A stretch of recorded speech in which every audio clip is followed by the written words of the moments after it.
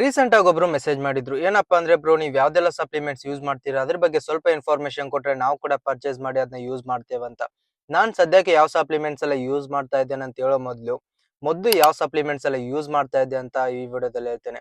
ನಾನು ಪ್ರೆಪ್ ಅಲ್ಲಿ ಇರುವಾಗ ವೇ ಪ್ರೋಟೀನ್ ಯೂಸ್ ಮಾಡ್ತಿದ್ದೆ, ಮಸಲ್ ಬ್ಲಾಸ್ದು. ಅದನ್ನ ಪರ್ ಡೇ 2 ಸ್ಕೂಪ್ ಯೂಸ್ ಮಾಡ್ತಾ ಇದ್ದೆ. ಅದಾದ್ಮೇಲೆ 6 ಗ್ರಾಮ್ಸ್ ಆಫ್ ಕ್ರೇಟಿನ್ ಯೂಸ್ ಮಾಡ್ತಾ ಇದ್ದೆ. ಆಮೇಲೆ ಫಿಶ್ ಆಯಿಲ್, ಮಲ್ಟಿವಿಟಮಿನ್, ಅಶ್ವಗಂಧ, ಆಮೇಲೆ ಶಿಲಾಜೀತ್, ಇದೆಲ್ಲ ಯೂಸ್ ಮಾಡ್ತಾ ಇದ್ದೆ. ನಾನು ಆ ಟೈಮಲ್ಲಿ ನನ್ನ ಬಾಡಿ ಕಂಡೀಷನ್ ಈ ತರ ಕಾಣಿಸ್ತಾ ಇತ್ತು.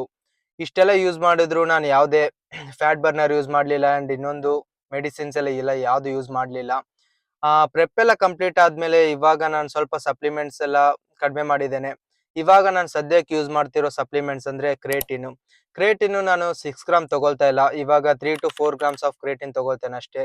ಆಮೇಲೆ ಫಿಶ್ ಆಯಿಲ್ ಅಂಡ್ ಮಲ್ಟಿವಿಟಮಿನ್, ಇದು 3 ಸಪ್ಲಿಮೆಂಟ್ಸ್ ನಾನು ಇವಾಗ ಯೂಸ್ ಮಾಡ್ತಾ ಇರೋದು. ವೇ ಪ್ರೋಟೀನ್ ಏನಕ್ಕೆ ತಗೊಳ್ತಾ ಇಲ್ಲ ಅಂದ್ರೆ ನಾನು ಇವಾಗ ಫುಡ್ ಅಲ್ಲೇ ನಾನು ನನ್ನ ಪ್ರೋಟೀನ್ ಗಳನ್ನ ಕಂಪ್ಲೀಟ್ ಮಾಡ್ಕೊಳ್ತಾ ಇದ್ದೇನೆ. ಸೊ ನಂಗೆ ವೇ ಪ್ರೋಟೀನ್ ಅವಶ್ಯಕತೆ ಇಲ್ಲ ಇವಾಗ. ನೆಕ್ಸ್ಟ್ ಏನಾದ್ರು ನಾನು ಪ್ರೆಪ್ ಸ್ಟಾರ್ಟ್ ಮಾಡಿದ್ರೆ ಅವಾಗ ಯಾವ್ದೆಲ್ಲ ಸಪ್ಲಿಮೆಂಟ್ಸ್ ತಗೊಳ್ಬೇಕು ಅಥವಾ ಏನೆಲ್ಲ ಮಾಡ್ಬೇಕು ಅನ್ನೋದನ್ನ ನೋಡಿದ್ದೇನೆ. ನೋಡೋಣ ಏನಾಗುತ್ತಂತ.